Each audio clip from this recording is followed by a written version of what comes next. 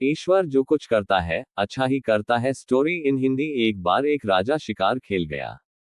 उनके साथ सेनापति और कुछ सिपाही थे। शिकार करते समय थोड़ी असावधानी हो गई और राजा का एक उंगली कट गई। उंगली कटते ही राजा थोड़ा ठिठक गया और इतने में ही घायल अवस्था में ही निकलकर भाग गया। कुछ सैनिक शिकार के पीछे दौड़े भी, लेकिन राजा को देखकर रुक गए और वापस आ गए। राजा ने कटी हुई उंगली पर झूठ लपेटा। सबने दुख प्रकट हुआ। सेनापति ने भी बांधे सा बंधाए और अंत में कहा, ईश्वर जो कुछ करता है अच्छा ही करता है। एक तो शिकार निकल जाने का दुख था और दूसरा उंगली कट जाने का। इस पर सेनापति के इन शब्दों ने आग में घुसपैठ का काम किया। राजा की आंखों से लिपट गया। किंग बोला, मेरा हाथ लहूलुहान हो गया, तेज दर्द हो रहा है और तुम जले पर नमक छिड़क रहे हो। चले आंखों के सामने से चांद मुंह नहीं देखना चाहता हूँ। ये तो सेनापति था, परंतु राजा तो राजा ही होता है। फिर भी सेनापति खुददार था, उससे अपना अपमान सहा नहीं गया। उसने घोड़े को लगाम को झटका दिया, घोड़े के पंजे के बल चढ़ते हुए और दौड़ते हुए घोड़ा दिया। दूसरे दिन जब दरबार लगा तो राजा ने सेनापति को बंदी बना लिया। बंधुआ हो जाता है समय भी सेनापति ने राजा से कहा, ईश्वर जो कुछ करता है अच्छा ही करता है। कुछ दिन बाद राजा पुनः शिकार खेलने गया। घना जंगल था। जंगल में दूर शेर दिखाई दिया। राजा और उसके सिपाहियों ने उसका पीछा किया। व्यूह रचकर आगे बढ़े। किसी तरह शेर तो निकलकर भाग गए, लेकिन ये लोग पीछा करते करते तितर बितर उड़ गए।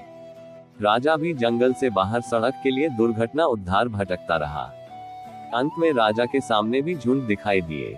वे पूजा की बलि के लिए एक आदमी की खोज में निकले थे। राजा स्वयं ही उनका गिरफ्त में आ गया था। पास आते ही चारों ओर के गाने और राजा को घोर घिनौना बना दिया। उनके हाथों में तीर कमान, भाले और तलवारनुमा घूमते हुए तेजधार वाले हथियार, ये सबका राजा था। माइल्स ने राजा का हथियार छीनकर पकड़ लिया। कुछ देर से चलकर एक खुले मैदान में आ गए। राजा ने देखा कि सभी फन और बांस लकड़ियों की झोपड़ियां बनी हुई थीं, जिनके बीच एक चौखट थी। मैदान में चबूतरे पर वेदी बनी हुई थी। पूजा हो रही थी। मैदान आदिवासियों से भरा था। राजा को लेकर ये लोग सीधे वेदी के पास पहुंचे। वेदी के पास ही तेज धार वाला हथियार के लिए एक भी स्थिति थी।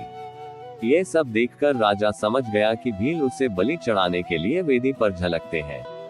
राजा कुछ कर भी नहीं सकता था, क्योंकि हथियारों से लैस घेरा बना हुआ था।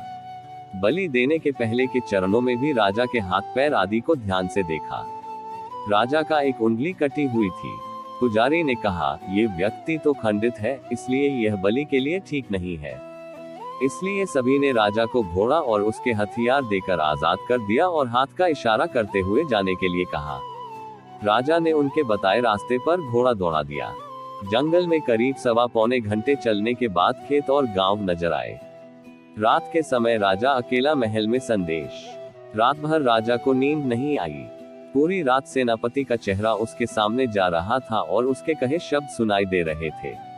ऐसा मानने से मेरी उंगली कटी ना होती है तो भी मेरी बलि चढ़ जाती है। सुबह होते ही राजा बंध गए और सेनापति को गले लगाया और साथ लेकर आया। राजा ने सेनापति से बातें बातों में कहा कि जो चीज मेरी उंगली कटते समय कही गई थी, वही बात बंधीगृह जाती समय भी कही थी। उंगली कटने से तो मेरी जान बच गई, लेकिन बंधुर जाने से अच्छा क्या हुआ। बंधी हुई मुसीबत ही मिला। सेनापति बोला, नहीं राजन, युद्ध और शिकार में हमेशा मैं तुम्हारे साथ छाया की तरह साथ रहता हूँ। यदि कल मैं आपके साथ होता हूँ तो भी मैं पकड़ा जाता हूँ और मेरी बलि चढ़ाई जाती है, क्योंकि किसी से भी अंगभंग नहीं था। इसलिए मुझे बंधन में डालना अच्छा रहा। राजा शर्मिंदा होते हुए बोला, तुम ठीक कहते हो, ईश्वर जो कुछ करता है अच्छा ही करता है। अन्य